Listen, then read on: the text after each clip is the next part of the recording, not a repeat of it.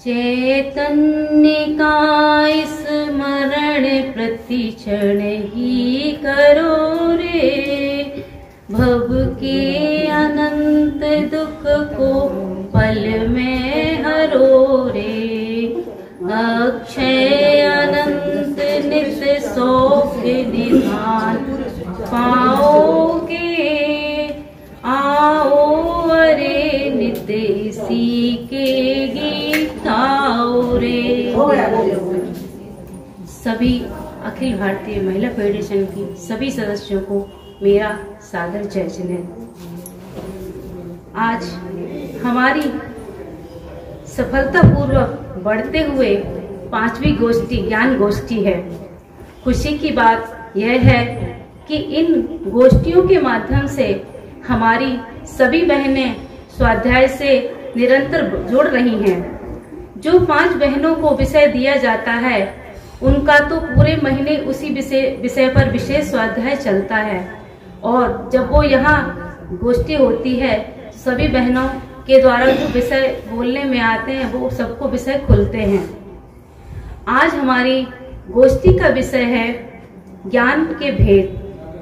ज्ञान का अर्थ है जानना, चाहे कोई बड़ा हो या छोटा, कुछ न कुछ जानने में आता है। जीव का सर्वप्रमुख गुण ज्ञान गुण है। तो आइए आज गोष्ठी प्रारंभ करते हैं। गोष्ठी प्रारंभ करने के पूर्व हमारे मंच को सुसज्जित करने के लिए सबसे पहले मैं बुलाना चाहूंगी हमारी पारस महल सविता भाभी के लिए। आइए इस अध्यक्ष पद को सुसज्जित करें और गरिमा बढ़ाएं इस गोष्ठी की। और इसके बाद मैं विशिष्ट अतिथि महोदय के रूप में बुलाना चाहूंगी श्रीमती सविता भाभी झाईपुर। दोनों सविता भाभी आइए और हमारे मंच को गरिमा बढ़ाएं। आइए चाची आ जाओ, इधर आगे आ जाओ, आगे आ जाओ। कोई भी कार्य की निर्विघ्न समाप्ति के लिए हम सबसे पहले मंगलाचरण करते हैं। तो मंगलाचरण के लिए मैं अपनी साधर्मी बहन श्रीमती प्रतिभा भाभी को बुलाना चाहूंगी, जो आए और यहाँ पर मंगलाचरण प्रस्तुत करें। ज्ञान सम्यक मेरा हो गया, ज्ञान सम्यक मेरा हो गया, मिथ्या भ्रम का अंधेरा विलय हो गया, मिथ्या भ्रम का अंधेरा विलय हो गया, ज्ञान सम्यक मेरा हो गया, ज्ञान सम्यक मेरा हो गया। दृष्टि एकांत की ही बनी थी मेरी, दृष्टि एकांत की ही बनी थी मेरी, और अनेकांत से बेखबर मेरा, बेखबर मेरा, शादीवादी सहज हो गया, शादीवादी सहज हो गया। ज्ञान में ज्ञान का ज्ञान अब हो गया, ज्ञान में ज्ञान का ज्ञान अब हो गया, ज्ञान सम्यक मेरा हो गया, ज्ञान सम्यक मेरा हो गया। माना अपना उसे जो न अपना हुआ, माना अपना उसे जो न अपना हुआ, जो था अपना उसी से पराया रहा, पराया रहा। भेद विज्ञान अब हो गया, भेद विज्ञान अब हो गया। एक अभेद की धारा में मैं बह गया, एक अभेद की धारा में मैं बह गया, ज्ञान सम्यक मेरा हो गया, ज्ञान सम्यक मेरा हो गया। जय जिनेंद्र। प्रतिभा भाभी के लिए मैं बहुत बहुत धन्यवाद देना चाहूंगी। बहुत ही बढ़िया भजन प्रस्तुत किया उन्होंने, ज्ञान से संबंधित ही था। ज्ञान ज्ञान सब कहें ज्ञान न जाने कोय, ज्ञान ज्ञान सब कहें ज्ञान न जाने कोय, जो जाने अपने आत्म को वही ज्ञानी होए, जो जाने अपने आत्म को वही ज्ञानी होए। तो आज हम बात करते हैं ज्ञान की। ज्ञान दो प्रकार का होता है, सम्यक ज्ञान और मिथ्या ज्ञान। सम्यक दर्शन के सद्भाव को सम्यक ज्ञान कहते हैं और मिथ्या ज्ञान के उदय से उसे मिथ्या ज्ञान कहा जाता है। सम्यक ज्ञान 5 प्रकार का होता है और मिथ्या ज्ञान 3 प्रकार का होता है। इस तरह ज्ञान के 8 भेद होते हैं। इस तरह सम्यक ज्ञान का अर्थ है जो वस्तु जैसी है उसको वैसे ही जानना, न अधिक जानना न कम जानना। अब सम्यक ज्ञान के 5 भेद होते हैं, मति ज्ञान, श्रुति ज्ञान, अवधि ज्ञान, मनपर्य ज्ञान और केवल ज्ञान। तो मति ज्ञान, सबसे पहले हम मति ज्ञान क्या है इसके बारे में जानेंगे। तो मैं सबसे पहले वक्तव्य के लिए मैं बुलाना चाहूंगी हमारी श्रीमती आभा बहन के लिए। आइए आभा बहन और मति ज्ञान पर प्रकाश डालिए। ज्ञान तो ज्ञान होता है न, सम्यक और मिथ्या बाद में नाम पाता है ना। ज्ञान सिर्फ ज्ञान होता है, जब तक मिथ्या है तब तक मिथ्या नाम, और जब सम्यक दर्शन होने के बाद उसी ज्ञान को सम्यक कहते हैं। ज्ञान दो नहीं होता है ना। मैं एक दर्शन ज्ञान मैं नित्य शुद्ध हूँ, रूपी नहीं ये अन्य सब परिद्रव्य, किंचित मात्र भी मेरे नहीं। आदरणीय अध्यक्ष महोदय एवं विशिष्ट अतिथि और मेरी साधर्मी बहनों, सबके लिए जय जनेन। आज आप सभी को विदित है ज्ञान गोष्ठी का विषय है 5 ज्ञान। 5 ज्ञान में मेरा विषय है मति ज्ञान। तो मति ज्ञान को जानने से पहले हम थोड़ा सा ज्ञान को समझेंगे। इस ज्ञान गुण के बिना जन प्राप्ति न सिद्धत की करें, यदि चाहते हो मुक्त होना ज्ञान का आश्रय करो। ज्ञान के बिना मोक्ष संभव नहीं है, इसलिए यदि मुक्त होना है तो ज्ञान का आश्रय करना ही पड़ेगा। ज्ञान जीव का एक विशेष गुण है जो स्व व पर दोनों को जानने में समर्थ है। यह ज्ञान का आश्रय सम्यक दर्शन की अपेक्षा से लिया गया है। शास्त्रों में ऐसा कहा गया है कि जो पहले गुण स्थानवर्ती मिथ्या दृष्टि जीव है उन सभी का ज्ञान मिथ्या ज्ञान या अज्ञान है, और चौथे गुण स्थानवर्ती सम्यक दृष्टि जीवों का ज्ञान ही सच्चा ज्ञान या सम्यक ज्ञान कहलाता है। इस ज्ञान के 5 भेद हैं, मति ज्ञान, श्रुति ज्ञान, अवधि ज्ञान, मनपर्य ज्ञान और केवल ज्ञान। आज मेरी ज्ञान गोष्ठी में मेरा विषय मति ज्ञान है। मति ज्ञान को हम उसकी परिभाषाएं, उसके पर्यायवाची नाम और उनके भेदों से जानेंगे। मति ज्ञान की परिभाषा, इन पराश्रय की बुद्धि छोड़कर दर्शन उपयोग पूर्वक स्वसन्मुखता से प्रकट होने वाले आत्मा के ज्ञान को मति ज्ञान कहते हैं। इंद्रियां और मन जिसमें निमित्त हो उसे मति ज्ञान कहते हैं। इंद्रियां और मन इन्हें मति ज्ञान कहते हैं। इसे परोक्ष ज्ञान भी कहते हैं। परोक्ष ज्ञान मतलब इनडायरेक्ट, जिसमें किसी की सहायता की आवश्यकता हो। जैसे हम आंखों से देखते हैं तो आंख से रूप का ज्ञान होता है, कानों से सुनते हैं तो कान से शब्दों का ज्ञान होता है, जीभ से रस का ज्ञान होता है, और त्वचा से स्पर्श का ज्ञान होता है, नाक से गंध का ज्ञान होता है, और मन में उठने वाले सभी संकल्प और विकल्प, ये सभी मति ज्ञान के प्रकार हैं। मति ज्ञान सभी प्रकार के जीवों को होता है, चाहे वह निगोदीय जीव हो या एकेंद्रीय से लेकर पंचेंद्रीय, सभी जीवों में मति ज्ञान पाया जाता है। मति ज्ञान के 5 पर्यायवाची नाम हैं, मति, स्मृति, संज्ञा, चिंता, अभिनिबोध। मति मतलब मनन करना। मनन इंद्रिया और मन की सहायता से जो ज्ञान है वह मति। स्मृति मतलब स्मरण करना। स्मरण उसी का होता है जिसे हमने पहले जाना हो, देखा हो, सुना हो या चखा हो, उस सबको कालांतर में पूर्व का याद करके जो स्मरण होता है उसे स्मृति कहते हैं। जिसका पहले मति ज्ञान हुआ हो उसी का स्मरण होता है। प्रत्यभिज्ञान या संज्ञा। तो संज्ञा प्रत्यभिज्ञान का मतलब है जोड़ रूप ज्ञान, या दो चीजों में तुलना करना, उन दोनों का कनेक्शन। पर वर्तमान में किसी वस्तु को देखकर पहले देखी हुई वस्तु का याद आ जाना और फिर उन दोनों का जोड़ रूप ज्ञान, उनकी तुलना करना। अब तुलना भी दो तरह से है। एक तो पहली तुलना ऐसी कि किसी से हम कल मिले या मंदिर जी में किसी से मिले, आज उससे फिर से मिले, तो हमें मतलब ये कहा कि ये तो वही हैं जिनसे हम कल मिले थे। और एक तुलना ऐसी किसी को देखकर ये तो बिल्कुल उनके जैसे दिख रहे हैं, उनके जैसे हैं। तो यह है प्रत्यभिज्ञान।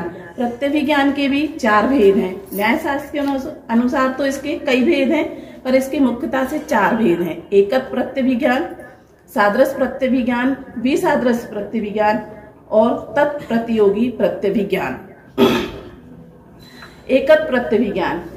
तो एकत्र प्रत्यभिज्ञान में एकत्र माने ये वही है, बिल्कुल वैसा का वैसा, जैसे जिससे कल मिले उससे आज मिले, ये व्यक्ति नहीं बदला, ये वही है।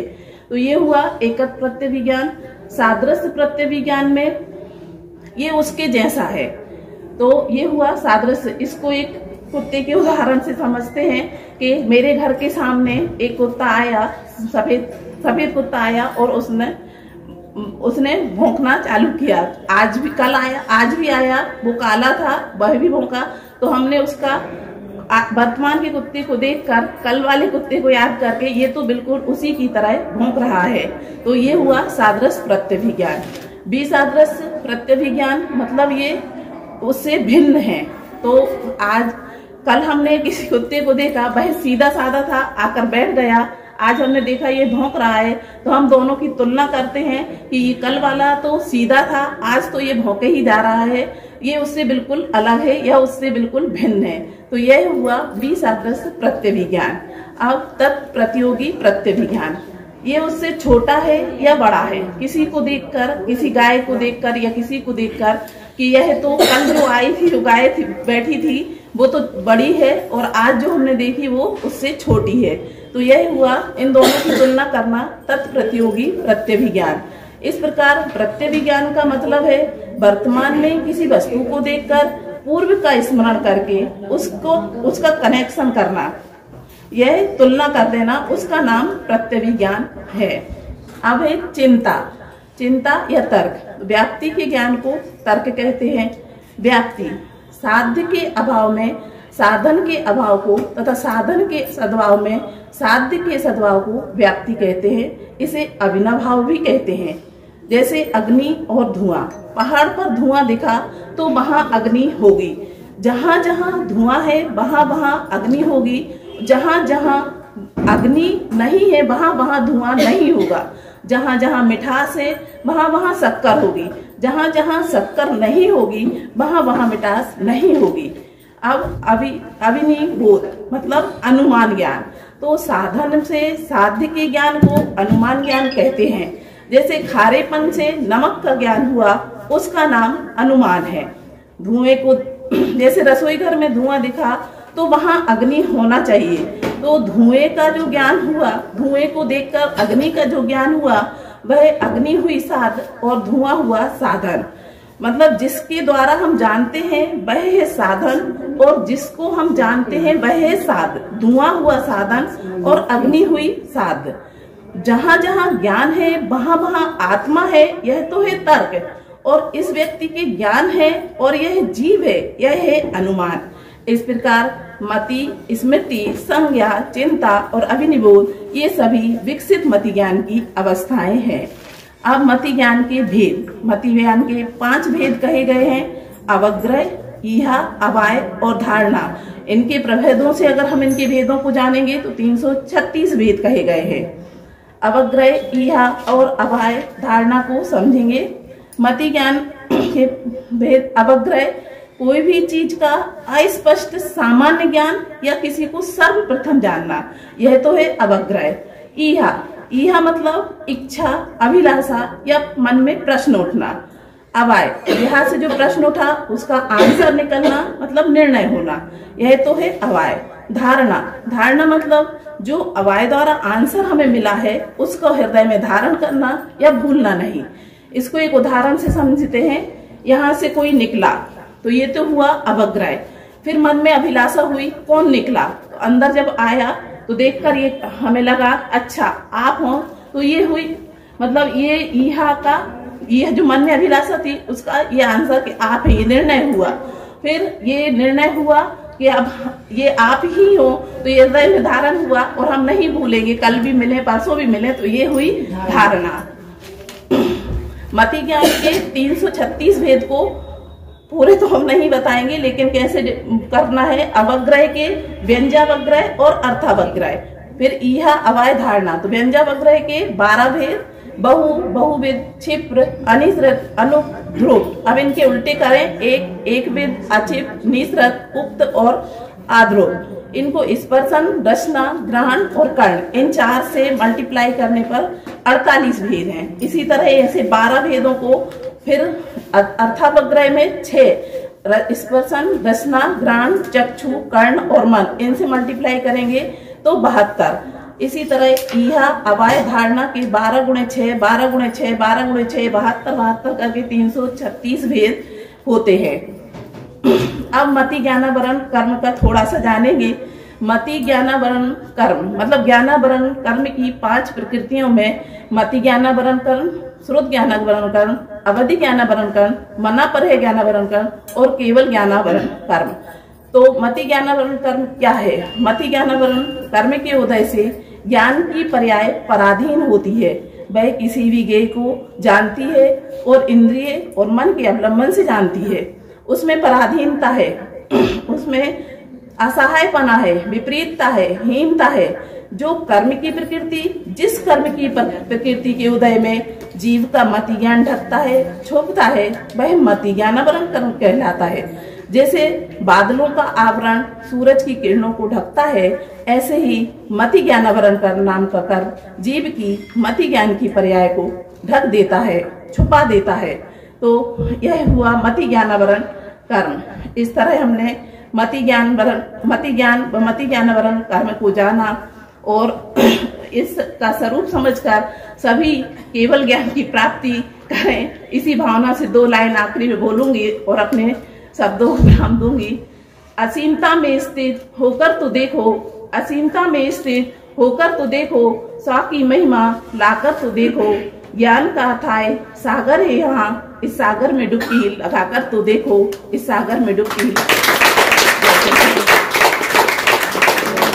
बहुत ही बढ़िया बोला, एक चीज भी गलत नहीं बोली। आभा बहन के लिए मैं बहुत बहुत धन्यवाद देना चाहूंगी। मति ज्ञान के बारे में इतना विस्तार पूर्वक और इतने ही सुव्यवस्थित शब्दों में उन्होंने मति ज्ञान के बारे में बताया, इसके लिए मैं बहुत बहुत धन्यवाद देना चाहूंगी। बहुत बढ़िया आभा। अब इसके बाद विषय आता है हमारा दूसरा ज्ञान है शुद्ध ज्ञान। शुद्ध ज्ञान क्या है? मति ज्ञान पूर्वक जाने हुए पदार्थ के बारे में अन्य पदार्थ को जानना। तो इसके पहले मैं पूछना चाहूंगी, अभी आपने आभा बहन से सभी कुछ सुन लिया मति ज्ञान के बारे में, तो मैं सिर्फ सबसे छोटा क्वेश्चन पूछना चाहूंगी कि मति ज्ञान के पर्यायवाची नाम क्या क्या है? कौन बताना चाहेगा? सबसे सरल। मति, स्मृति, संज्ञा, चिंता और अभिनिवेद। बहुत बढ़िया। तो आगे बढ़ते हैं दूसरे वक्तव्य के लिए। मैं श्रीमती मणि भाभी के लिए बुलाना चाहूंगी जो श्रुत ज्ञान के बारे में बोलेंगे। आइए मणि भाभी। कली काल में जिन बचना हो तो घन घोर अंधेरा है। पढ़ो सुनो समझो जिन वाणी होगा तभी सवेरा है। स्याद बाद में जिन वचनामृत पियो पिलाओ हे भविजन। जिन वचनामृत पान किए बिन नहीं मिटेगा भव क्रंदन।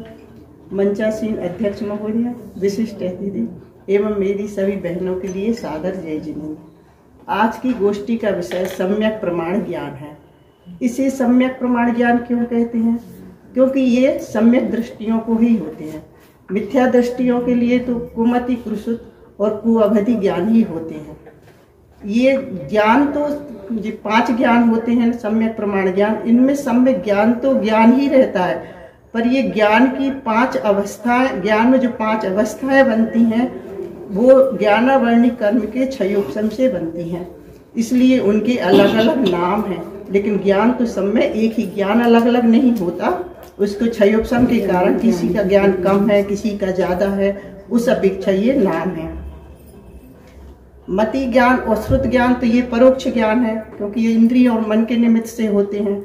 लेकिन अवधि ज्ञान, मनःपर्य ज्ञान, केवल ज्ञान, ये डायरेक्ट आत्मा के प्रदेशों से होते हैं, इसलिए इनको प्रत्यक्ष ज्ञान कहते हैं। आज का मेरा विषय है श्रुत ज्ञान। जैसे हमारी बहन ने अभी मति ज्ञान के बारे में बताया कि जो इंद्रिय और मन के निमित्त से होता है उसे मति ज्ञान कहते हैं। और इसी मति ज्ञान से जाने हुए पदार्थ, इसी मति ज्ञान से जाने हुए पदार्थ के संबंध से अन्य पदार्थ का जो ज्ञान होता है उसको श्रुत ज्ञान कहते हैं। जैसे मन और इंद्रिय से हमने जाना ये घड़ा है, तो ये तो हो गया मति ज्ञान। और जब हमने उसमें जाना कि ये छोटा है, बड़ा है, तांबे का है, सोने का है, पीतल का है, इत्यादि जो विशेषताएं घड़े के बारे में जानी, वो हुआ श्रुत ज्ञान। और इसी परिभाषा में एक और दूसरा शब्द आता है अन्य पदार्थ का ज्ञान। तो ये तो घड़े संबंधी ज्ञान हो गया। अन्य पदार्थ का ज्ञान कैसे होता है?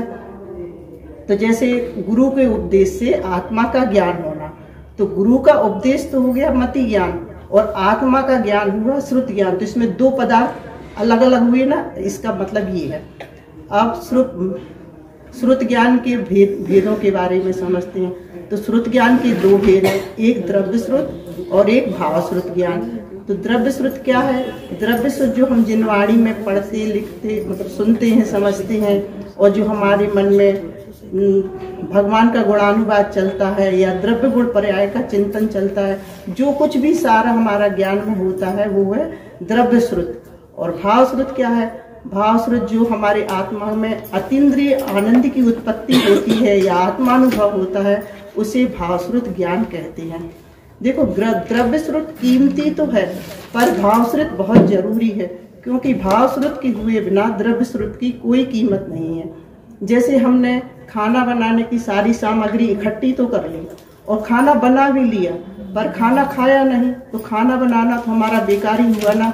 ऐसे हमने बहुत सारे शास्त्र पढ़ लिए, बहुत सारे याद भी कर लिए, पर यदि आत्मज्ञान नहीं हुआ तो ज्ञान हमारा किसी काम का नहीं है।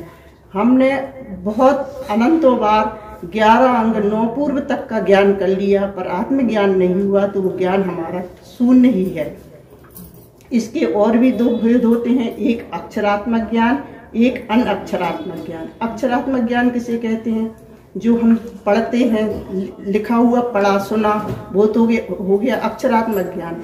और अनअक्षरात्मक ज्ञान जो हमें स्पर्श के माध्यम से ठंडा गर्म लगता है, वो अनअक्षरात्मक ज्ञान हो गया।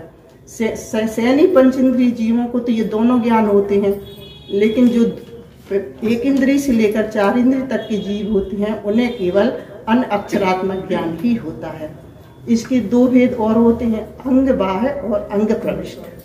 अंग बाह्य के तो अनेक भेद होते हैं और अंग प्रविष्ट के 12 भेद होते हैं। उनके नाम है, पहला आचारांग, दूसरा सूत्रकृतांग, तीसरा स्थानांग, चौथा सम्यावांग, 5वां व्याख्या प्रगति, 6वां ज्ञात कथा धर्मांग, 7वां उपासका ध्यान, 8वां अंतःकृत दशांग, 9वां अनुत्तरोपादिक दशांग, 10वां प्रश्न व्याकरणांग, 12वां विपाक सूत्रांग, 11वां विपाक सूत्रांग और 12वां है दृष्टिवादांग। इसमें से 11 अंग का ज्ञान तो बिल्कुल लुप्त हो गया, और जो 12वां दृष्टिवादांग है वो ज्ञान थोड़ा सा हमारे पास, मतलब अभी जो है ना वो दृष्टिवादांग का थोड़ा सा है। उसके 5 भेद होते हैं दृष्टिवादांग के, पहला सूत्र, दूसरा चूलिका, तीसरा परिक्रम, चौथा पूर्वगत और 5वां प्रथमानुयोग। जो पूर्वगत है 14 भेद, उसके 14 भेद होते हैं। ये 14 भेद ही 14 पूर्व कहलाते हैं। उनके नाम हैं उत्पाद पूर्व, दूसरा अग्राणी पूर्व, तीसरा वीर प्रभात, चौथा अस्ति नास्ति प्रभात, 5वां ज्ञान प्रभात, 6वां सत्य प्रभात, 7वां आत्म प्रभात, 8वां कर्म प्रभात, 9वां प्रत्याख्यान, 10वां विद्यानुवाद, 11वां कल्याणवाद और 12वां है प्रश्न प्राणावाय, 13वां है क्रिया विशाल और 14वां है त्रिलोक बिंदुसार। इस तरह 12 और 14 पूर्व में पूरा ज्ञान समाहित हो गया है। लेकिन हमारे पास आते आते ज्ञान का कैसे ह्रास हुआ ये हम समझते हैं। श्रुत तो बहुत अथाह है, पर तीर्थंकरों को भी जितना ज्ञान होता है उतना पूरा ज्ञान दिव्य ध्वनि में नहीं आता, और जितना दिव्य ध्वनि में ज्ञान आता है उतना गणधर भी नहीं झेल पाते, और जितना गणधर झेलते हैं उतना ज्ञान वो हमें भी नहीं बता पाते। मतलब ऐसे करके ज्ञान पूरा आता नहीं है। और इस जैसे महावीर स्वामी के मोक्ष जाने के बाद 3 अनुबद्ध केवली हुए और उसके बाद 5 श्रुत केवली हुई। यहाँ तक तो द्वादश अंग का पूरा ज्ञान था। उसके बाद धीरे धीरे करके किसी को एक अंग का ज्ञान हुआ, किसी को क्षीणंग का ज्ञान हुआ। तो क्षीणंग का जो ज्ञान था वो मागदंडी आचार्य को था। उसके बाद 2 और महासमर्थ आचार्य हुए जिनका नाम है धरसेनाचार्य और गुड़धर आचार्य। तो धरसेना आचार्य को कैसे ज्ञान था, अपन को तो बहुत विशाल ज्ञान दिखता है उनका, लेकिन वो उनका ज्ञान एक सागर में बूंद के बराबर था द्वादशांग के आगे। तो समझते हैं कैसे मतलब उनका ज्ञान कम था पहले द्वादशांग के आगे। तो जो 14 पूर्व होते हैं ना, तो 14 पूर्व में क्या होता है कि एक एक पूर्व में 12 वस्तु अधिकार होते हैं, और 12 वस्तु अधिकार में एक एक अधिकार में 20 प्राभृत अधिकार होते हैं। तो धरसेनाचार्य को जो ज्ञान था वो 14 पूर्व में से दूसरे नंबर का जो अग्रणी पूर्व है उसके उन्हें 5वें ज्ञान प्रभात अधिकार के 4थे प्राभृत का ज्ञान था। सोचो पूरे अग्रणी पूर्व का भी उनको ज्ञान नहीं था, लेकिन अपन के लिए तो वो बूंद भी सागर जैसी है। और इसी ज्ञान को उन्होंने पुष्पतंत्र भूतबली आचार्य को दिया, जिससे सठखंडावन ग्रंथ की रचना हुई। और इसी को आधार बनाकर वीरसेन स्वामी ने धबला महाधबला टीका लिखी, जो 92,000 श्लोक प्रमाण थी। इतनी बड़ी टीका किसी अन्य आचार्यों द्वारा नहीं लिखी, केवल एक आचार्य ने इतनी बड़ी टीका लिखी। महाभारत को भी कहते हैं कि 1,00,000 श्लोक प्रमाण लिखा गया, लेकिन वो एक व्यक्ति के द्वारा नहीं लिखा गया। और इसी धबला महाधबला को आधार बनाकर आचार्य नेमी चंद्राचार्य ने गोमटसार आदि ग्रंथों की रचना की। इस तरह प्रथम श्रुत स्कंद की रचना हुई। और इसी समय में गुड़धर जो आचार्य हुए थे उन्हें भी जो 14 पूर्व है उसमें 5वें नंबर का जो ज्ञान प्रभात पूर्व है उसके 10वें वस्तु अधिकार का 3रे प्राभृत का ज्ञान था उनको भी। तो उन्होंने कसाय पाहुड़ नामक ग्रंथ लिखा। कसाय पाहुड़ ग्रंथ सठखंडागम से भी पहले लिखा गया था। और उसके बाद इसी आचार परंपरा में हमारे कुंदाचार्य मुनि हुए, उन्हें भी 14 पूर्व में से ज्ञान प्रभात नाम का जो 5वें नंबर का पूर्व है उसके 10वें वस्तु अधिकार के समय नामक प्राभृत का ज्ञान था। इसी ज्ञान को इसी प्राभृत को ने आधार बनाकर पंच परमागम ग्रंथ लिखे और भी अन्य ग्रंथ लिखे। इस तरह 84 पहाड़ उन्होंने ग्रंथ लिखे। इसलिए इस तरह द्वितीय श्रुत स्कंद की रचना हुई। इस तरह 12वें अंग का कुछ ज्ञान तो हमें उपलब्ध है, बाकी शेष ज्ञान विलुप्त है। लेकिन जो भी हमें उपलब्ध है वह गागर में सागर जैसा है और हमारे आत्म कल्याण के लिए काफी है। अब हम देखते हैं शुद्ध ज्ञाना वर्ण कर्म के उदय में क्या होता है और उसका बंध कैसे होता है और उसके बंध से हम कैसे बचें। जब शुद्ध ज्ञाना वर्ण कर्म का उदय होता है तो हमें लिखा हुआ पढ़ा हुआ सुना समझ में नहीं आता, याद नहीं रहता, हम भूल जाते हैं। और बंध कैसे होता है इसका, जैसे हमें कुछ आता है और किसी ने हमसे पूछा कि ये हमें बता दो, हम नहीं बताते, अपने ज्ञान को छुपाते हैं। या हमें बहुत आता है तो हम अपने ज्ञान का घमंड करते हैं, या फिर किसी को नहीं आता तो उसकी हंसी उड़ाते हैं, या फिर जैसे जिनवाणी की विनय नहीं करते, जिनवाणी के ऊपर चश्मा रख दिया, डिब्बी रख दी, या जिनवाणी को कहीं पढ़ के वहीं छोड़ दिया। इस तरह ज्ञान जिनवाणी की अभिनय करने से ये सारी शुद्ध ज्ञानावरण कर्म का बंध होता है। और इस बंध से कैसे बचें, तो जब हम स्वाध्याय करते हैं, सुनते हैं, जिनवाणी को पढ़ते हैं, जिनवाणी की विनय करते हैं, वैयावृत्ति करते हैं, तो उससे ये कर्म बंध से हम बचते हैं।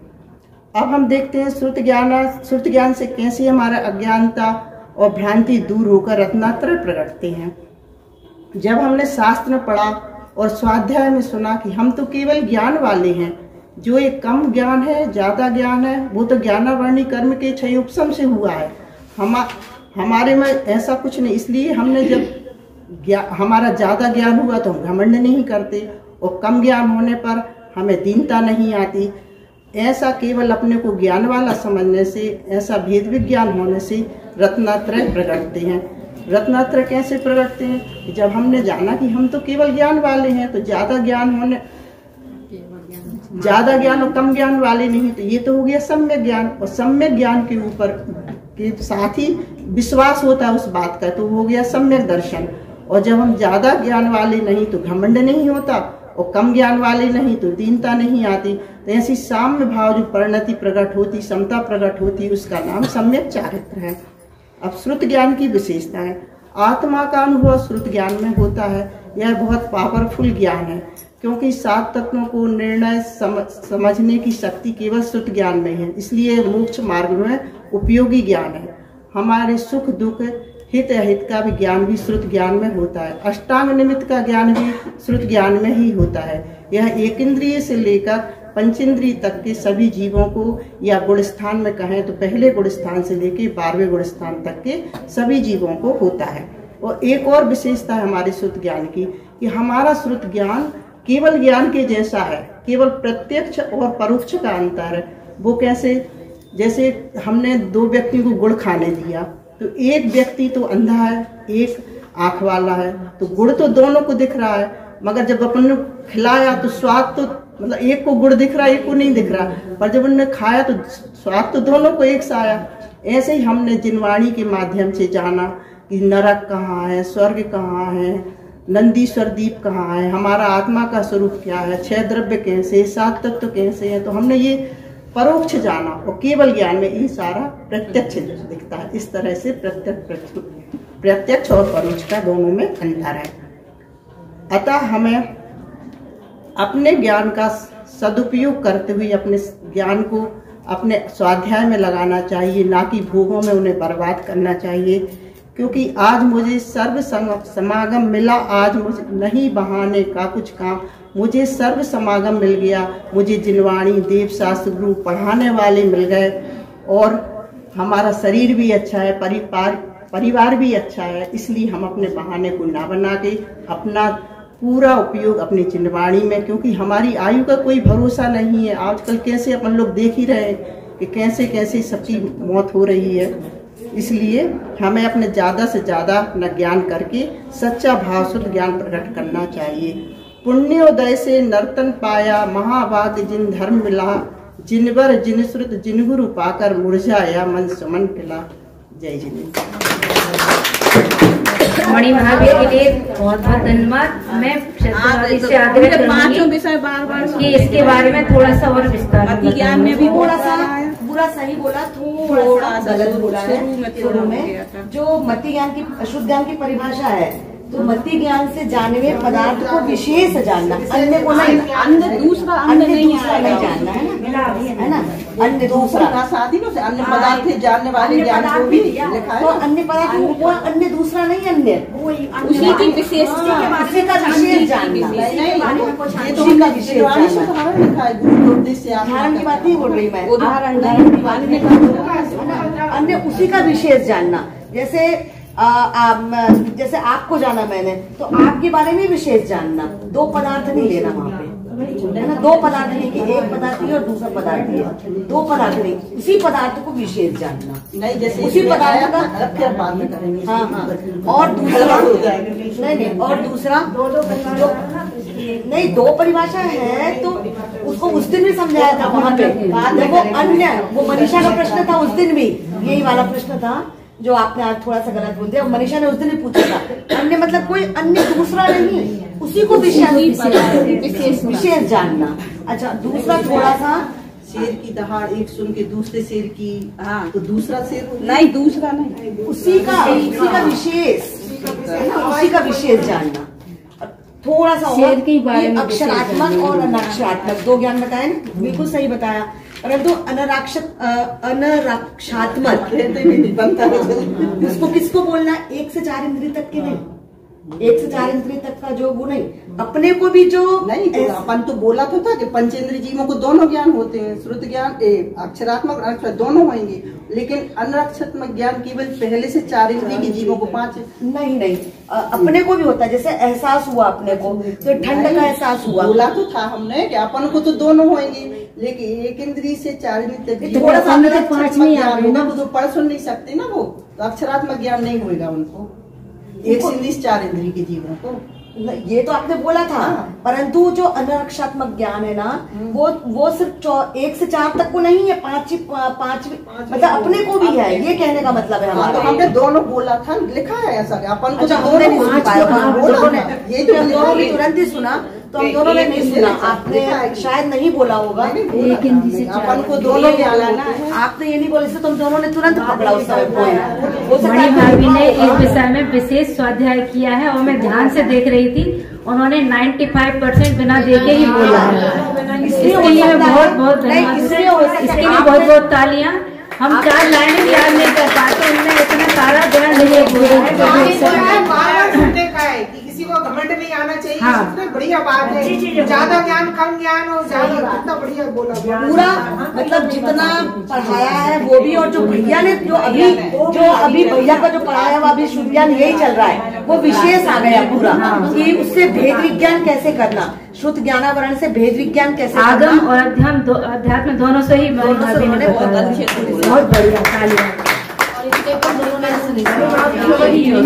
मणि भाभी ने श्रुति ज्ञान के बारे में इतना खुलासा विस्तार करके बताया है, तो मैं पूछना चाहूंगी कि श्रुति ज्ञान के 12 भेद कौन से होते हैं? क्या किसी को 12 याद है क्या? कुछ 2 या 5 बता सके तो ये बहुत लोगों को याद है।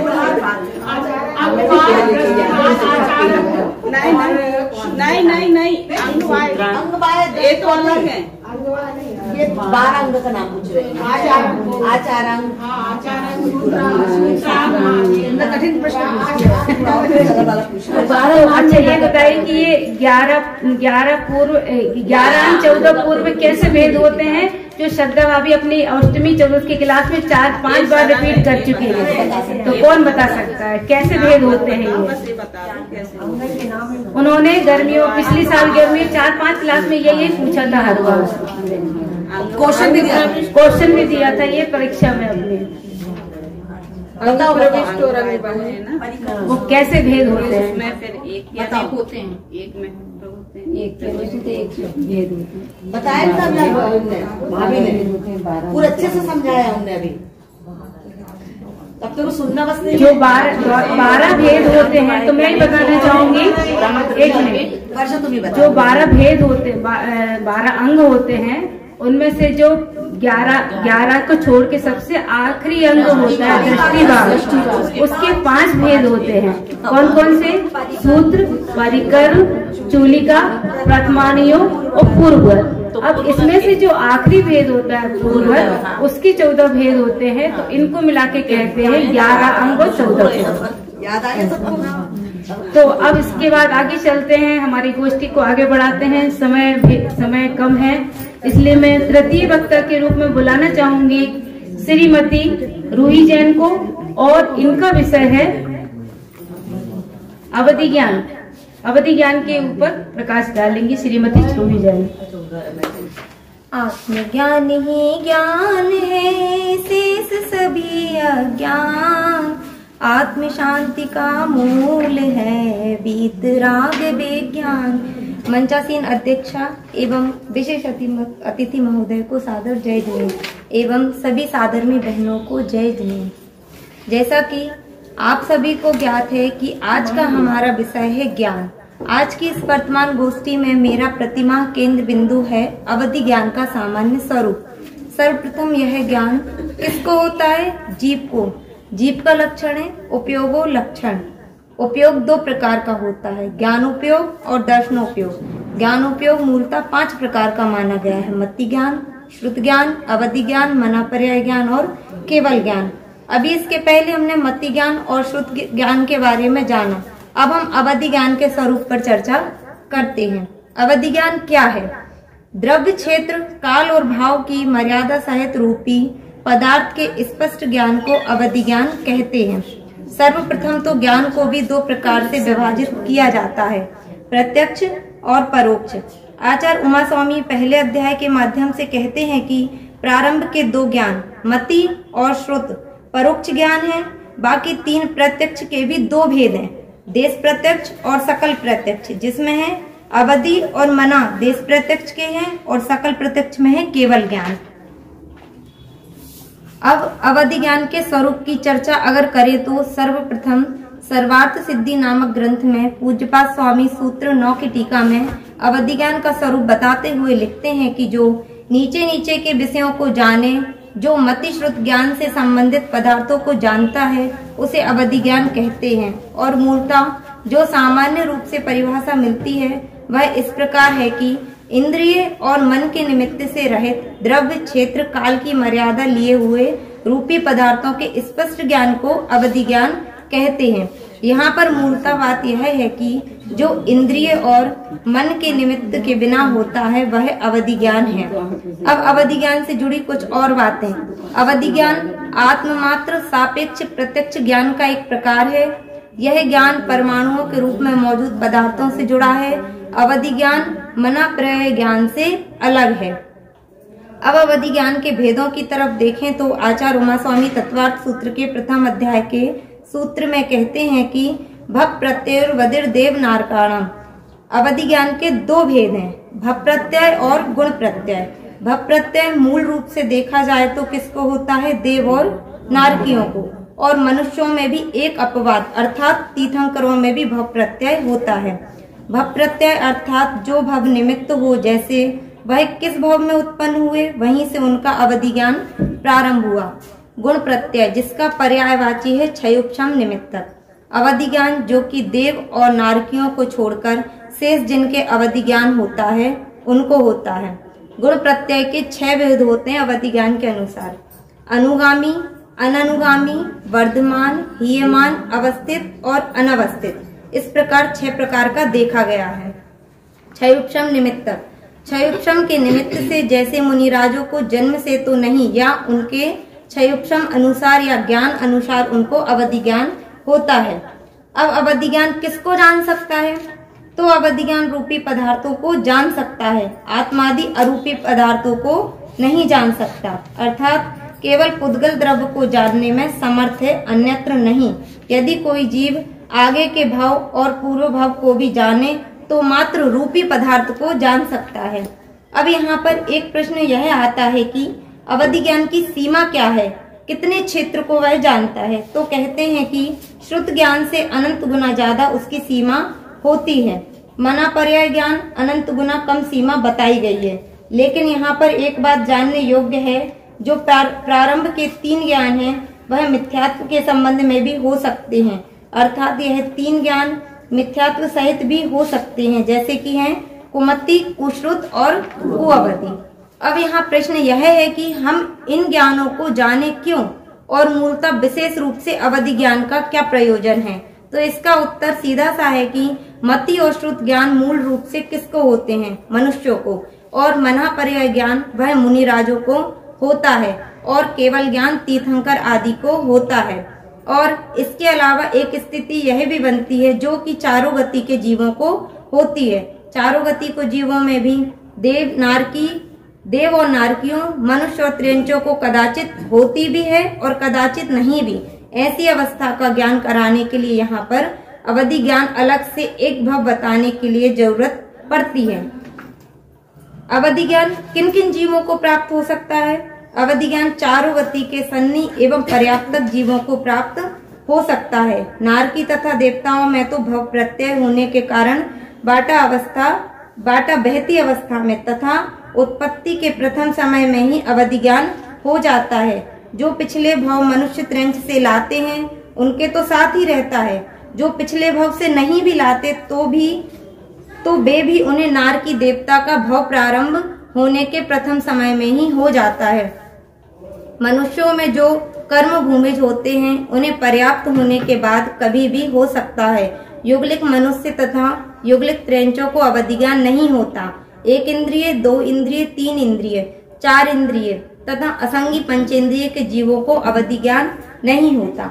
ऐसा अवधि ज्ञान का सामान्य स्वरूप अभी हमने देखा और इसी अवधि ज्ञान के द्वारा केवल ज्ञान की प्राप्ति करके मोक्ष रूपी लक्ष्मी का वर्ण करें। इसी मंगल भावना के साथ सभी को जय जिनेंद्र। इसमें जो भी त्रुटि हुई हो उसके लिए आप सभी से क्षमा प्रार्थना।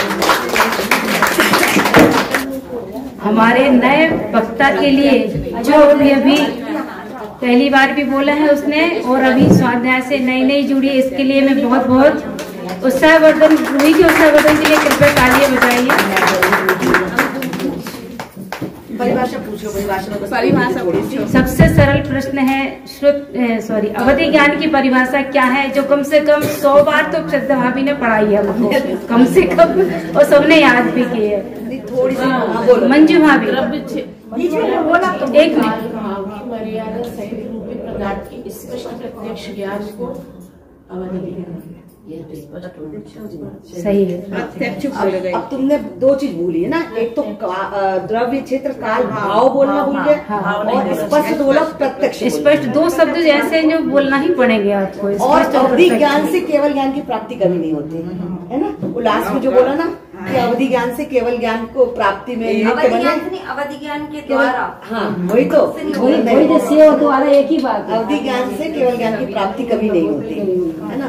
अवधि ज्ञान क्योंकि ये अवधि ज्ञान इंद्रिय मन और इंद्रिय से नहीं होता। द्रव्य क्षेत्र काल और भाव तो बोला था। भाव नहीं बोला, लिखा होगा स्पष्ट। एक शब्द कोई सा भाव भी भूली थी। अपन लिखते तो हैं, क्या होता है अपन बोलने के याद करते हैं ना, वो भूल जाते हैं। लिखा तो रहता है कॉपी में, ऐसा नहीं कि नहीं लिखा हुआ होगा, लिखा तो होगा परंतु वो बोलने में ना थोड़ा सा हाँ, वो बोलने में जैसे भाभी ने भी लिखा तो है कॉपी में, पर बोलने में वो आपने याद से बोला ना, याद करके, इसलिए वो भूल जाते हैं बोलने में। चलो इसी क्रम हाँ, एक तो प्रश्न मैंने परिभाषा पूछी, दूसरा अवधि ज्ञान के इन्होंने 2 भेद बताए थे। कौन से हैं? भाव प्रत्यय और गुण प्रत्यय। अब गुण प्रत्यय के जो 6 भेद बताए थे वो कौन बताना चाहेगा? मुझे पता है कि रिमझिम को पता है, लेकिन इसके अलावा किसी और को भी पता है क्या? पूर्णिमा भाभी बोलो। देर हो क्रम से बोलो। अनुगामी अनुगामी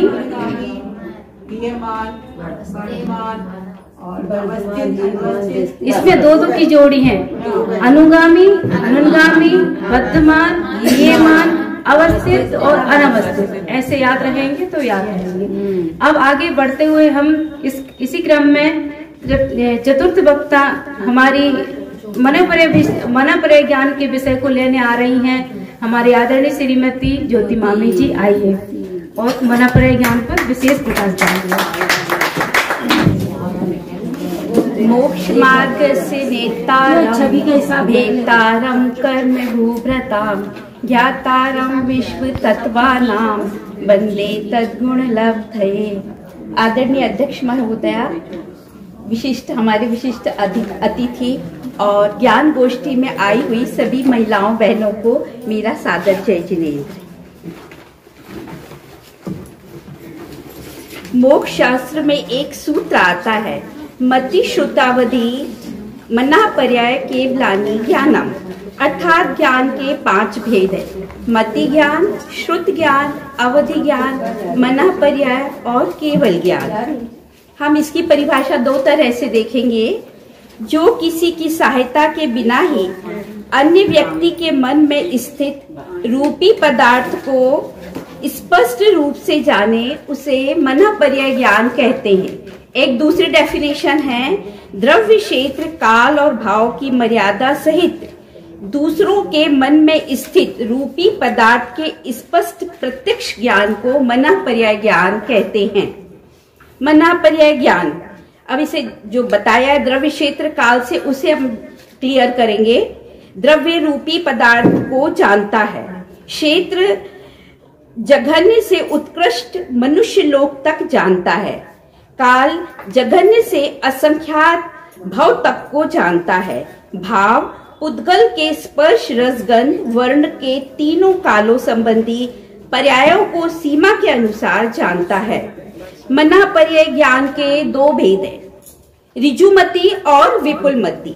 मना पर्याय ज्ञान की व्युत्पत्ति करते हुए वीर सेन स्वामी ने प्रकृति अनुयोग द्वार में लिखा है कि दूसरों के मनोगत अर्थ को मन कहते हैं और पर्याय शब्द का अर्थ है विशेष, अर्थात मन की अवस्थाएं मना पर्याय कहलाई और उनका ज्ञान मना पर्याय ज्ञान कहलाया। यदि इस लक्षण पर बारीकी से ध्यान दिया जाता है तो इससे यही ज्ञात होता है कि मना पर्याय ज्ञान साक्षात रूप से मन की अवस्थाओं को जानता है, किंतु वही प्रकृति अनुयोग द्वार में जो सूत्र आया है उससे यह ज्ञात होता है कि मना पर्याय ज्ञान अन्य विषयों को भी जानता है। तात्पर्य यह है कि मति ज्ञान दूसरों के मन को ग्रहण करके ही यह जीव मना पर्याय ज्ञान से दूसरे का नाम, स्मृति, मति, चिंता, जीवन मरण, लाभ अलाभ, सुख दुख, देश विनाश, जनपद विनाश, खेत विनाश, करबट विनाश, पत्तन विनाश, द्रोणमुख विनाश, अतिवृष्टि, अनावृष्टि, सुवृष्टि, दुर्वृष्टि, सुभिक्ष, दुर्भिक्ष, क्षेम, अक्षेम, भय, रोग को काल की मर्यादा लिए हुए जानता है। तात्पर्य यह है कि इन सब की उत्पाद, स्थिति और भंग को मना पर्याय ज्ञानी जानता है। संज्ञा, मति आदि अन्य विषयों को मना पर्याय ज्ञानी तभी जानता है जब वे किसी के मन के विषय हो गए हों या होने वाले हों। इससे यह ज्ञात होता है कि मना पर्याय ज्ञान के द्वारा मुख्यतः भूत, भविष्य और वर्तमान रूप मन की पर्याय जानी जाती हैं। तत्वार्थ सूत्र में मना पर्याय ज्ञान का विषय जो अवधि ज्ञान के विषय का अनंतवा भाग बतलाया है उससे भी उक्त निष्कर्ष निकलता है। विपुलमति मना पर्याय ज्ञान के 6 भेद हैं। सरल मनकृत, दूसरा वचन मनकृत, तीसरा सरल कायकृत, चौथा विपुल मनकृत, पांचवा विपुल वचनकृत और छठवा विपुल कायकृत। मना पर्याय ज्ञान देव, मनुष्य और सैनी पंचेंद्रिय तिर्यंच जीवों के मनोगत विकल्प को जानता है। अंगोपांग नाम कर्म के उदय से मनोवर्गणा द्वारा हृदय स्थान में विकसित 8 पंखुड़ी के समान द्रव्य मन की निमित्तता को प्रकट होते हैं। अवधि ज्ञान के समान सर्वांग या शंकादिक चिन्हों से प्रकट नहीं होते हैं। मना पर्याय ज्ञान बुद्धि, तप, विक्रिया, औषधि, रस, बल, अक्षीण इन 7 रिद्धियों में से 1-2 आदि रिद्धि संपन्न प्रमत, संयत गुण स्थान से लेकर क्षीण, मोह आदि 7 गुण स्थानों में होता है। ऋजुमति मना पर्याय ज्ञान के 3 भेद हैं। सरल मनकृत ऋजुमति, सरल वचनकृत ऋजुमति, सरल कायकृत ऋजुमति। अंतर विशुद्धि क्षेत्र स्वामी और विषय की अपेक्षा अवधि ज्ञान और मना पर्याय ज्ञान में अंतर है। अवधि ज्ञान की अपेक्षा मना पर्याय ज्ञान अधिक विशुद्ध है। अवधि ज्ञान का क्षेत्र अधिक है और मना पर्याय ज्ञान का क्षेत्र कम है। अवधि ज्ञान के स्वामी चारों गति के जीव हैं। मना पर्याय ज्ञान मात्र संयमी मुनिराजों को ही होता है। अतः अवधि ज्ञान का स्वामी अधिक है और मना पर्याय ज्ञान का कम। विषय अवधि ज्ञान एक ही परमाणु में विद्यमान स्पर्श, रस, गंध, वर्ण आदि अनेक पर्यायों में से एक वर्तमान पर्याय को ही जानता है, परंतु मना पर्याय ज्ञान उसकी तीनों काल संबंधी अनेक पर्यायों को जान लेता है। अतः मना पर्याय ज्ञान का विषय अधिक है। ऋजुमति ज्ञान 11वें गुण स्थान तक जाकर छूट जाता है, परंतु विपुलमति ज्ञान छपक श्रेणी आरोह होने के कारण कभी नहीं छूटता। अर्थात विपुलमति ज्ञान वाले जीव नियम से ही मोक्ष जाते हैं। ऋजुमति से विपुलमति ज्ञान अधिक सूक्ष्म होता है, परंतु ऋजुमति जितना जानता है उसके अनंतवें भाग के अंतिम भाग को विपुलमति जानता है। नियम से मनापर्य ज्ञान तीर्थंकर को दीक्षा लेते ही उत्पन्न हो जाता है। इस तरह से अपन ने मनापर्य ज्ञान के बारे में जाना। जो त्रुटियां हुई हो क्षमा कर। धन्यवाद। ज्योति मामी के लिए बहुत बहुत धन्यवाद। कृपया तालियों से उनका स्वागत करें। मनापर्य ज्ञान की परिभाषा तो सबको, ये सभी ने परीक्षाएं दी हैं, कौन बताना चाहेगा? मनापर्य ज्ञान मणिभावी। द्रव्य चित्त काल भाव की मर्यादा सहित दूसरों के मन में स्थित रूपी पदार्थ के प्रत्यक्ष और स्पष्ट ज्ञान को मनापर्य ज्ञान। इनसे पूछ रही हूँ। और कोई हाथ ही नहीं उठा रहा। अच्छा, इन्होंने मनापर्य ज्ञान के दो भेद बताए थे। तो ऋजुमति ज्ञान क्या है, कौन बताना चाहेगा? दूसरों के मन में स्थित सरल परिणामों को जानना ऋजुमति ज्ञान है। और विपुलमति दूसरों के मन में स्थित सरल और कठिन दोनों परिणामों को जानना, वो विपुलमति है। इस तरह हमने आज 4 ज्ञान के बारे में जाना। अब सबसे बड़ा ज्ञान आने वाला है, केवल ज्ञान। तो इसी ज्ञान अवधि, हाँ, इसमें 4 पॉइंट थे जो परीक्षा में भी आए थे। अवधि ज्ञान और मनापर्य ज्ञान में 4 पॉइंट के बाद पॉइंट से अंतर बताए थे। तो बताइए कौन बताना चाहेगा? मैं 4 शब्द चुनना चाहूंगी, अंतर नहीं पूछ रही हूँ। नहीं, मैं तो अंतर पूछ रही हूँ। काल भाव की अपेक्षा नहीं। अवधि ज्ञान और मनापर्य ज्ञान में दोनों में क्या अंतर है? अंतर मतलब या तो रूपी पदार्थ, नहीं, विशुद्धि, क्षेत्र, स्वामी और विषय, इसकी अपेक्षा दोनों में अंतर है। तो विशुद्धि की अपेक्षा कैसे अंतर है? अवधि ज्ञान और मनापर्य ज्ञान में विशुद्धि की अपेक्षा कैसे अंतर है? मनापर्य ज्ञान ज्यादा विशुद्ध होता है ना, सरलता रहती है ना। मन की बात विशुद्धि ज्यादा रहती है। अवधि ज्ञान में विशुद्धि कम रहती है। संतों को है ना। क्षेत्र में क्षेत्र इसका ज्यादा है। इसका ज्यादा है। अवधि ज्ञान का ज्यादा है। क्यों ज्यादा है? क्योंकि वो मन सामने स्थित मनुष्य। क्यों ज्यादा है? नहीं, अवधि ज्ञान का क्षेत्र क्यों ज्यादा है? तीनों लोग। अवधि ज्ञान चारों गतियों के जीवों को होता है, परंतु मनापर्य ज्ञान सिर्फ मनुष्य में भी संयमी मुनिराज को होता है। इसलिए है ना, इसलिए क्या क्षेत्र स्वामी। अब स्वामी तुम नहीं बताना। स्वामी, इसके स्वामी तुमने नहीं बताना। स्वामी में अवधि ज्ञान और मनापर्य ज्ञान में स्वामी में क्या अंतर है? हाँ, बिल्कुल सही बोल रही हो। हाँ, नहीं, सही बोल रही हो, सही बोल रही हो। बोलो बोलो। अवधि ज्ञान के स्वामी ज्यादा है क्योंकि तीनों चारों गतियों के जीवों को होता है। और मनापर्य ज्ञान के स्वामी कम है क्योंकि मनुष्य भाग लेंगे। और विषय है ना चौथा। हाँ, विषय मनापर्य ज्ञान के ज्यादा। हाँ, क्यों? अवधि ज्ञान का कम, क्योंकि ये एक वर्तमान पर्याय को ही जानता है अवधि ज्ञान। हाँ, और ये तीनों मनापर्य ज्ञान सबका ज्ञान। ऐसा नहीं। अवधि जैसे ऋजुमति सर्वा अवधि ज्ञान ने जाना, उससे ज्यादा ऋजुमति ज्ञान जानता है। और उससे भी ज्यादा, जैसे एक कारमण वर्गड़ा है, उसके कारमण वर्गड़ा को जाना ऋजुमति सर्वा अवधि ज्ञान। अवधि ज्ञान का जो विषय बताया ना, बताया था ना, सर्वावधि, देशावधि, परमावधि, नहीं बताया। 3 वेद होते हैं। तो जो सर्वावधि ज्ञान वाला जानता है, एक कर्मण मतलब अपने कर्म को, कोई से भी अपने ज्ञानावरणी कर्म को कोई अवधि ज्ञानी मुनिराज होगा तो वो जान लेगा कि इनकी ज्ञानावरणी कर्म में कितनी विशुद्धि है। और उससे अधिक जानेगा ऋजुमति वाला, और उसके भी अनंतवें भाग को जानेगा विपुलमति वाला। तो उसका जो विषय है वो विपुलमति का अधिक है ना। बहुत बढ़िया। श्रद्धा भाभी से और विषय क्लियर हो जाता है। इसके लिए अगर हमें ज्यादा विषय क्लियर करना हो, जितने भी प्रश्न है उनका एक लाइन में परिभाषा याद करने से कुछ नहीं होता, हमें उससे विस्तार में जानने की ही आवश्यकता है अगर हमें उसको समझना है। तो इसके लिए आप जब भी अष्टमी चतुर्दशी की क्लास लगे आप अवश्य आएं, यही मेरी भावना है।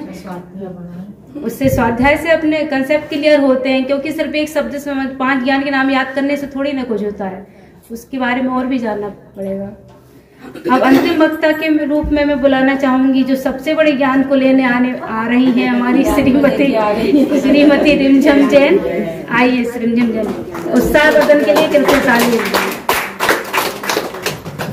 जय जिनेन्द्र सखियों, युगपत विशद सकलार्थ झलके नित्य केवल ज्ञान में विवर्धमान महान जिन विचरे हमारे ध्यान में।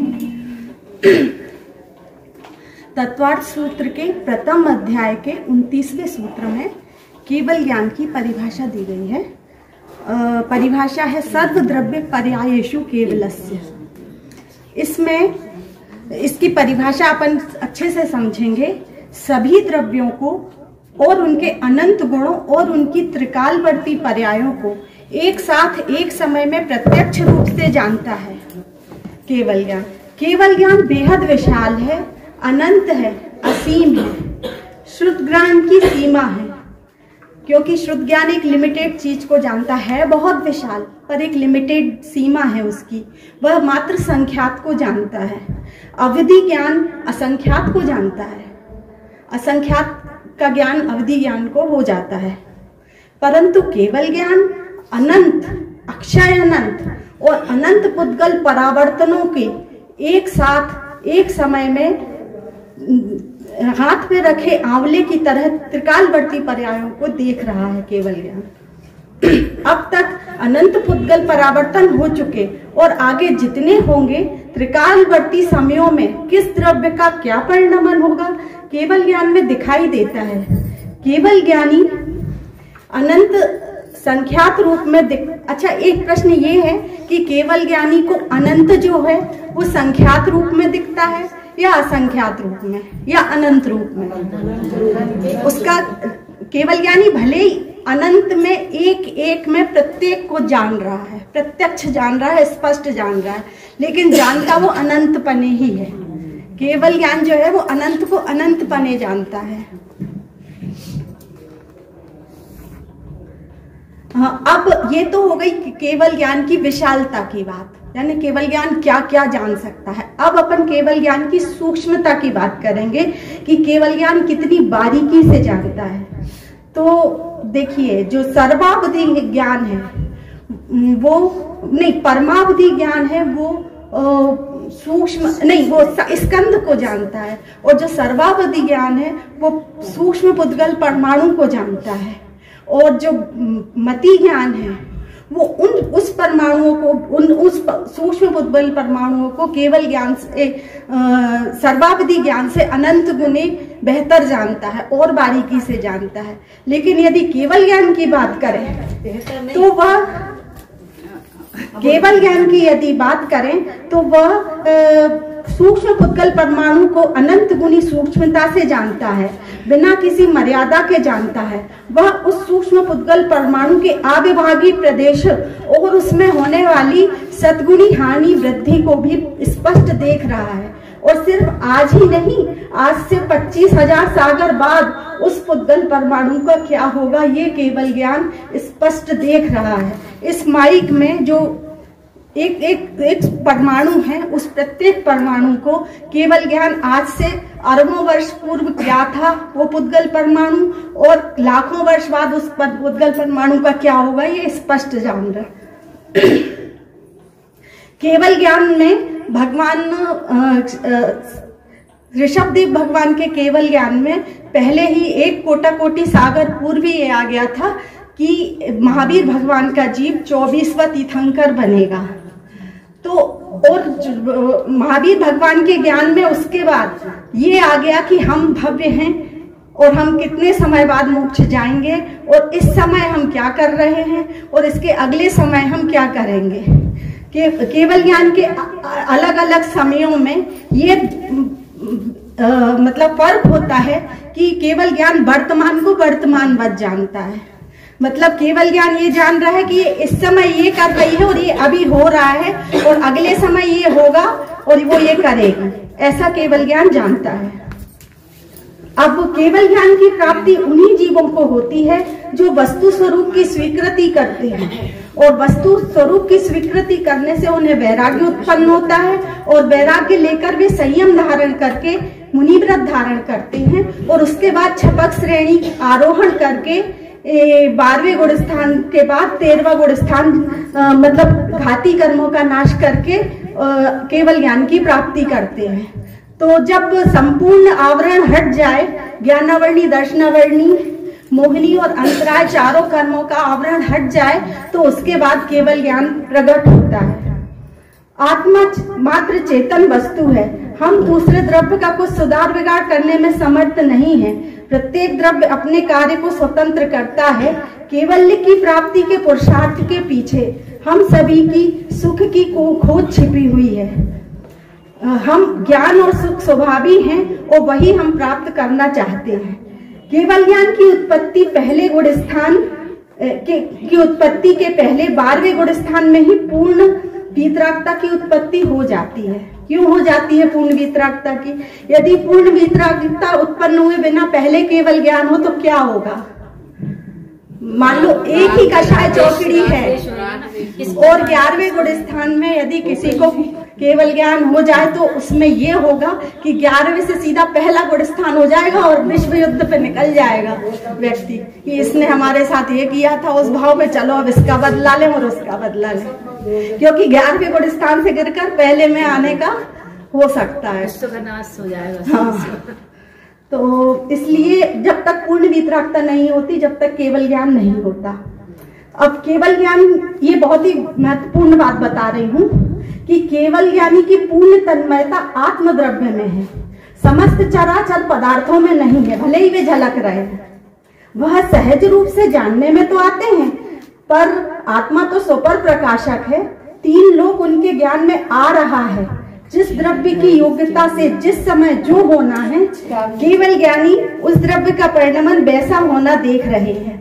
केवल ज्ञानी के ज्ञान में आया इसीलिए ऐसा हुआ, ऐसा नहीं है, ऐसा नहीं है। उस उक्त द्रव्य का उक्त परिणमन उक्त समय ऐसा होना था, इसीलिए उनके ज्ञान में ऐसा आया। अब एक ये बात है कि केवल ज्ञान से क्या फायदा है? तो केवल ज्ञान से हमें वस्तु स्वरूप की प्राप्ति हुई है, और कर्णानी योग के जो बताए हैं कि यहाँ जीव हैं, यहाँ जीव हैं, ऐसे भाव मत करो, इनका फल ये होगा, तो जीवों की रक्षा केवल ज्ञान के माध्यम से ही संभव है। उनने ही हमें बताया कि अनछने पानी में जीव है, गर्म से ठंडे में करने में जीवों का नाश होता है, यहाँ पर जीवों की उत्पत्ति है। तो केवल ज्ञान से हमें वस्तु स्वरूप की प्राप्ति हुई है, और जीवों की रक्षा आदि करने में और मोक्ष मार्ग के लिए हमें वो सहायक है। केवल ज्ञान तो इतना असीम है कि यदि 3 लोग, इस 3 लोग जैसे और भी कई 3 लोग हों, तो वो केवल ज्ञान में झलके, दर्पण बद झलके, जैसे अभी ये 3 लोग झलक रहे हैं, बाकी के अन्य 3 लोग भी झलके। जितना केवल ज्ञानी के ज्ञान में आता है, उसका अनंतवा भाग दिव्य ध्वनि में आता है। जितना दिव्य ध्वनि में आता है, उसका अनंत भाग गणधर परमात्मा ग्रहण करते हैं। जितना वे ग्रहण करते हैं, उसका अनंतवा भाग द्वादशांग के रूप में आगे पहुंचता है, और उसी द्वादशांग को श्रुत ज्ञान कहते हैं। इस प्रकार हमने जाना कि केवल ज्ञान की महिमा तो वचन न गोचर है, यानी कोई पूरे लोग भी यहाँ खड़े होके कल तक बोलते रहे तो भी हो नहीं पाएगी, परंतु केवल ज्ञान जिसे प्राप्त हुआ उसके लिए वो केवल ज्ञान क्या काम का है बताओ? निरर्थक है वो केवल ज्ञान जिसको केवल ज्ञान हो चुका। क्यों है निरर्थक? क्योंकि जब उनको संसार में वो भ्रम रहे थे और दुखों में थे, तब तो केवल ज्ञान था ही नहीं, तब तो वो काम जो हुआ वो मति शुद्ध ज्ञान से हुआ, और हमारे पास भी है ही नहीं केवल ज्ञान, लेकिन हमारे लिए वस्तु स्वरूप बता रहा है केवल ज्ञान, 6 द्रव्यों की स्वतंत्रता बता रहा है, तो ये हमारे लिए केवल ज्ञान का फायदा है।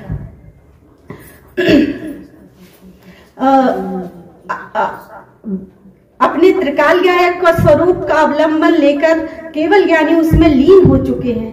ना तो ज्ञानावरणी आदि घातीय कर्मों के अभाव से केवल ज्ञान हुआ, तब अभाव हुआ, तब उनको केवल ज्ञान प्रकट हुआ। उसके पहले तो उनको केवल ज्ञान था ही नहीं। जब उनने वेद विज्ञान किया, तपस्या की, तो ये सब छद्मस्त अवस्था में की, मति श्रुत ज्ञान के द्वारा ही करी।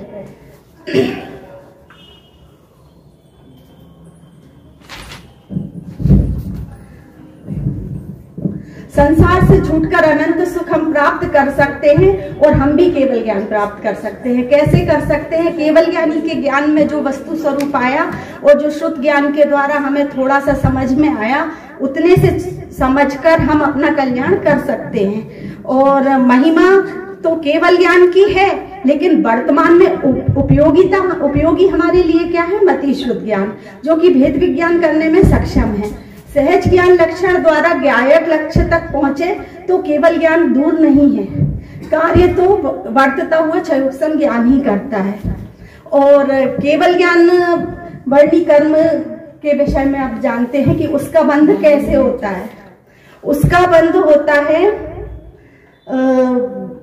पर में कर्तृत्व बुद्धि और ज्ञान स्वरूप की विराधना, पर में सुख बुद्धि और स्वावलंबन की सच्ची समझ ना होने से, कि स्वावलंबन से ही कार्य होता। तो परावलंबी ज्ञान है ना ये मति श्रुत ज्ञान, तो इसीलिए परावलंबी ज्ञान है, क्योंकि हमें अनादिकाल से पर में ही सुख बुद्धि परावलंबी ज्ञान रहा। वो ज्ञान स्वरूप की आराधना नहीं की, इसीलिए केवल ज्ञान प्रकट नहीं हुआ और इसीलिए केवल अज्ञान अवर्णी कर्म का बंध हुआ। जय जय। बढ़िया बोला। दो तीन जो मिस्टेक मतलब बोलने में हुई है वो उसके भावों में नहीं होगी। नहीं हो सकती है, बोलो तो। नहीं, जो केवल है वर्तमान को वर्तमान मत जानता है, ये तो सही बोला कि वर्तमान, परंतु वर्तमान भी वर्तमान मत जानता है क्या? भूत भविष्य को भी वर्तमान मत जानता है। नहीं ना, भूत भविष्य को ये भूतकाल में होगा, ये भी वर्तमान मत में होगा, उसको वर्तमान मत जानता है। जानना यानी ये वर्तमान में हो रहा है।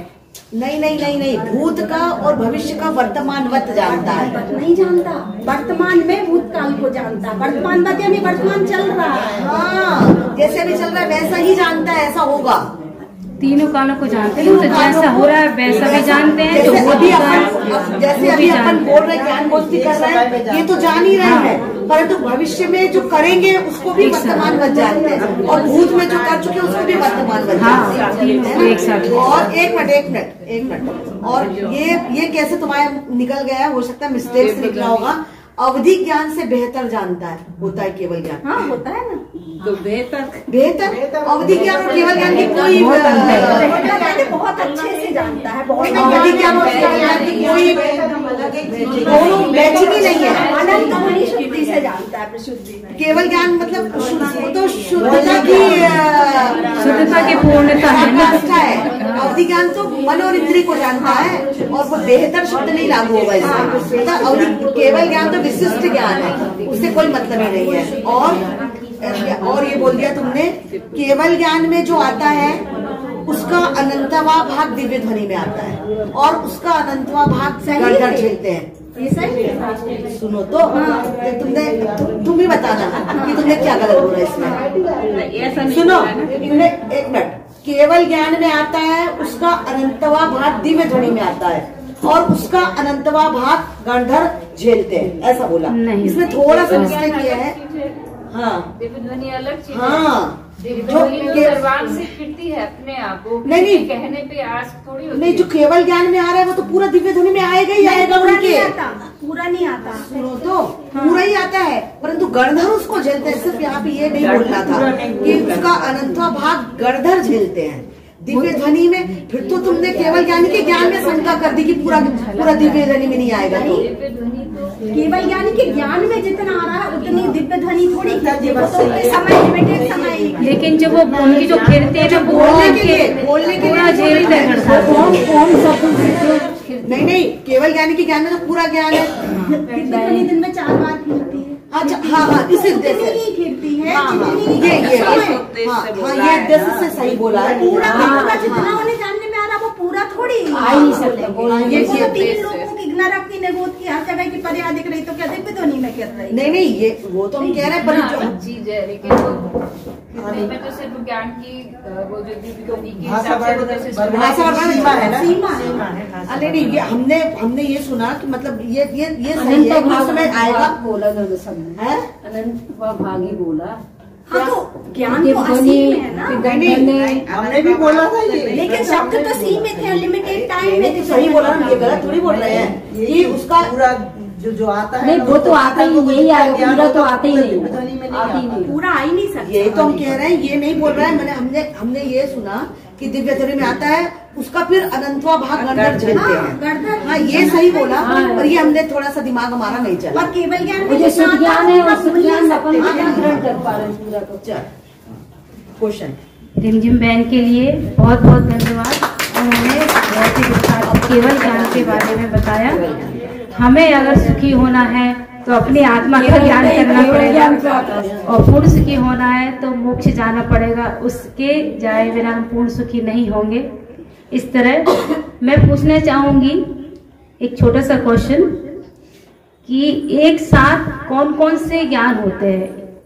बोलने दो। क्या कम से कम एक, अधिक से अधिक 4। सबसे कम होता है एक ज्ञान, वो कौन सा ज्ञान होता है? केवल ज्ञान। और सबसे अधिक कौन से ज्ञान होते हैं? मति, श्रुति, अवधि और मने। पहले तो श्रुति नहीं, ठीक है। और केवल ज्ञान के साथ कौन कौन से ज्ञान होते हैं? कोई सा ज्ञान नहीं होता, एक ही होता है। ठीक है। अच्छा, केवल ज्ञान होता है, ये वाकई में होता है, अपने को सच्ची श्रद्धा है, तो कैसे है? कैसे विश्वास करेंगे कि इस जगत में केवल ज्ञान नाम की कोई वस्तु है? तुमने तो अध्ययन करके आई हो।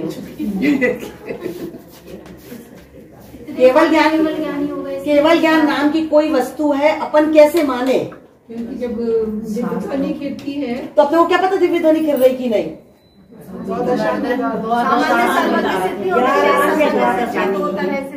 चलो बताई दो। हाँ, सामान्य सर्वज्ञ सिद्धि और विशेष सर्वज्ञ सिद्धि, केवल ज्ञान की सिद्धि के 2 तरीके हैं। तो सामान्य सर्वज्ञ सिद्धि में कोई व्यक्ति ऐसा है जिसको पूरा ज्ञान है, तो कैसे सिद्ध करेंगे? एक बहुत ही गधा व्यक्ति है जिसको कुछ याद नहीं रहता, और एक उससे थोड़ा सा और मीडियम व्यक्ति है जो कि 3rd डिवीजन पास हो रहा है बच्चा, और एक ऐसा है जो फर्स्ट आ रहा है, और एक ऐसा है जो IAS टॉपर है, एक ऐसा है जो साइंटिस्ट है। तो जैसे ये बुद्धि के विकास बढ़ रहे हैं, ऐसे ही बढ़ते बढ़ते बुद्धि का विकास एक पूर्णता को प्राप्त हो सकता है। ये तो उस पूर्णता को जब प्राप्त हो गया, पूर्ण ज्ञान हो गया जिसको हर चीज का, तो वो केवल ज्ञान ही है।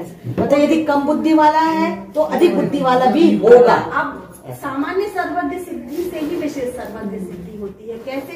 कि जब कोई ना कोई एक व्यक्ति है ऐसा जिसको पूर्ण ज्ञान है, और वो महावीर स्वामी थे जिनने पूरा 12 बताया। तो महावीर स्वामी के ज्ञान में ऐसा आया कि अनंत 24 बीत गई, और इस 24 के पहले तीर्थंकर ऋषभ देव थे, और इस तरह 24 भगवान ऐसे हुए जो तीर्थंकर थे, और अनंत सामान्य केवली हुए। ये उनके ज्ञान में आया है। तो चूंकि उनको पूरा ज्ञान था, तो फिर विशेष सर्वज्ञ बहुत से सिद्ध हो गए। बहुत बढ़िया। इसको विषय को तुमने क्यों नहीं लिया अभी? अब भूल गए। सामान ये तो तैयार किया था वो, जब हम बीच में रुक गए थे ना, तो वो एक पैराग्राफ ये मेन था। केवल ज्ञान की कैसे पता पड़ेगी केवल ज्ञान होता है? चलो अभी हो गया ना, सबको अच्छा लगा वो जो बताया। सामान्य सर्वज्ञ विशेष सर्वज्ञ सिद्धि मतलब जो 24 तीर्थंकर होते विशेष हो गए ना, और सामान्य मतलब है। यदि कम ज्ञान है तो अधिक ज्ञान भी है, बस इतना ही समझना। दृष्टि में आत्मा भक्ति परमात्मा, ऐसी आराधना हो सिद्धात्मा। सिद्धात्मा मार्ग ऐसा मुझे मिल गया, मार्ग ऐसा मुझे मिल गया, मानो भव का भ्रमण का हरण हो गया, ज्ञान सम्यक मेरा हो गया, ज्ञान सम्यक मेरा हो गया। आज की इस गोष्ठी से सभी को सम्यक ज्ञान प्राप्त हो, ऐसी मेरी भावना है।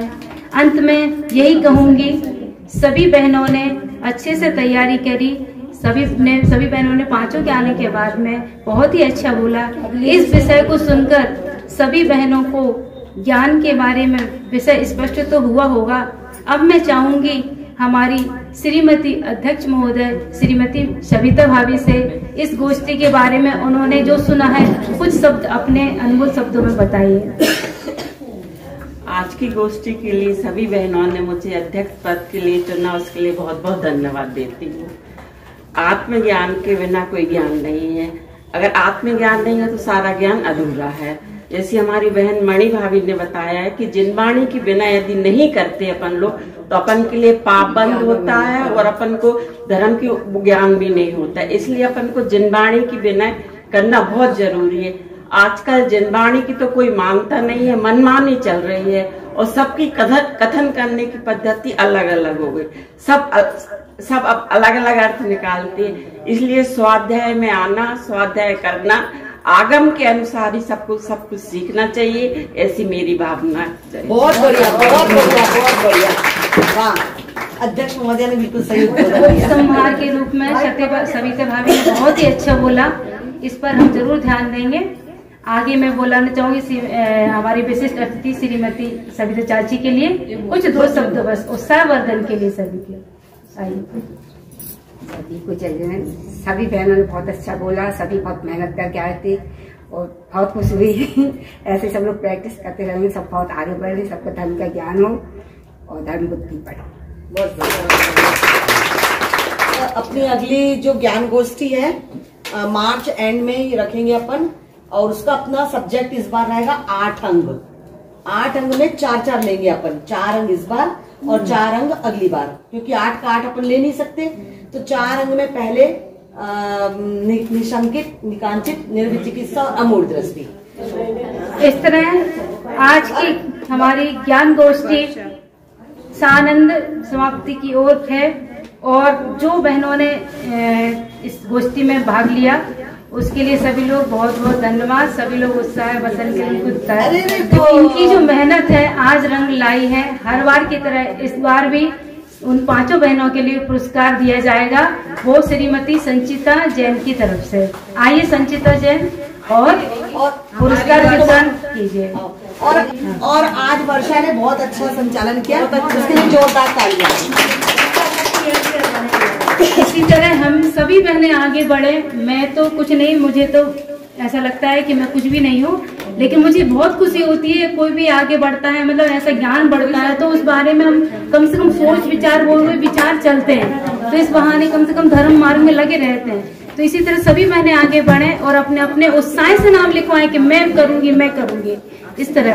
तो आइए सबसे पहले वक्तव्य की श्रीमती आभा जैन आइए और अपना पुरस्कार लेके जाइए। अगली वक्ता श्रीमती मणि भाभी आइए अपना पुरस्कार ग्रहण कीजिए। कृपया तालियों में कमी न रखें, जोरदार तालियां सभी के लिए। श्रीमती रूही जैन आइए अपना पुरस्कार ग्रहण कीजिए।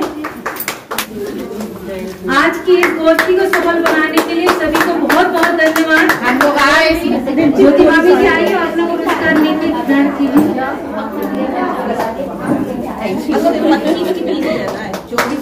केवल ज्ञान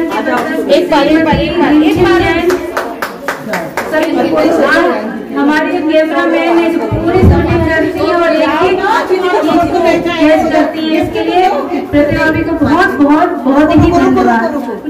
इन्होंने भी पिछली बहुत ही सफल मैं श्रीमती वर्षा को भी बहुत बहुत धन्यवाद दूंगी, उन्होंने बहुत अच्छी संचालन किया और प्रतिभा को भी धन्यवाद दूंगी, श्रद्धा को भी धन्यवाद दूंगी, आने वालों को सबको और साथ में सुनने वाले बोलने वाले सबको, हमारी अध्यक्ष सविता और सविता भाभी सभी ने बहुत अच्छी अध्यक्षता और सभी ने अपने अपने हिसाब से पूरा काम किया।